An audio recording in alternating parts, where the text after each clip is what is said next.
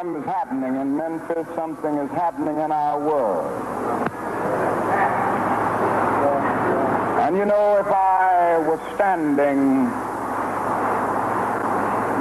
at the beginning of time with the possibility of taking a kind of general and panoramic view of the whole of human history up to now, and the Almighty said to me, Martin Luther King, which age would you like to live in?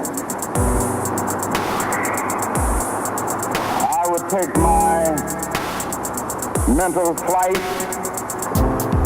by Egypt. And I would watch God's children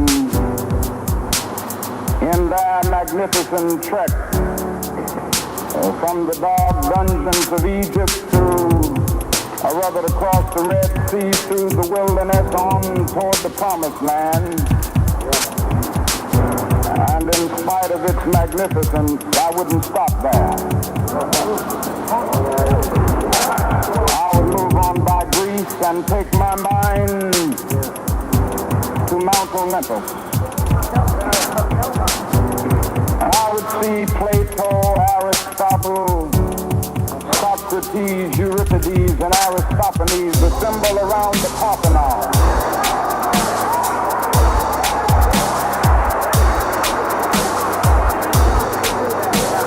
And I would watch them around the Parthenon as they discuss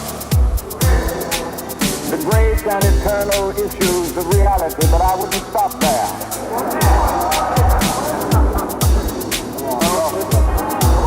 Come on up even to 1863 and watch the vacillating president by the name of Abraham Lincoln finally come to the conclusion that he had to sign the Emancipation Proclamation, but I wouldn't stop there.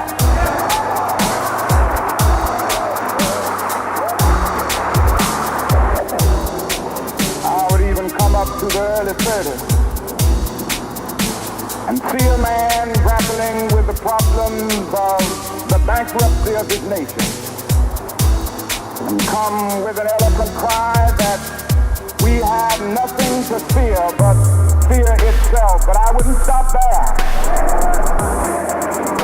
Strangely enough, I would turn to the Almighty and say, if you allow me to live just a few years in the second half of the 20th century, I will be happy.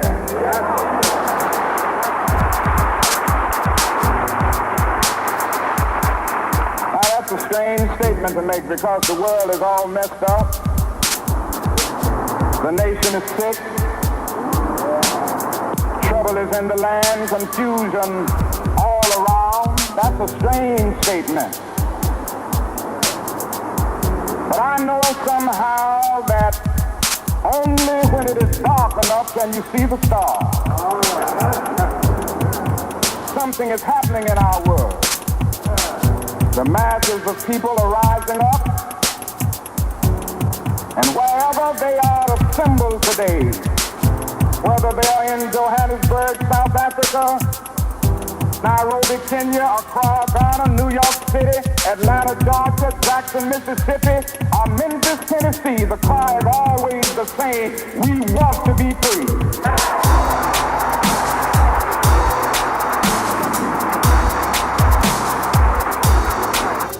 Men for years now have been talking about war and peace, but now no longer can they just talk about it.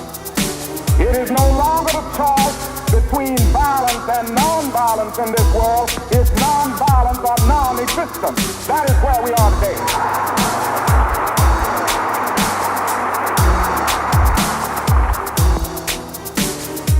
Also in the human rights revolution, if something isn't done and done in a hurry to bring the colored people of the world out of their long years of poverty, their long years of hurt and neglect, the whole world is doomed.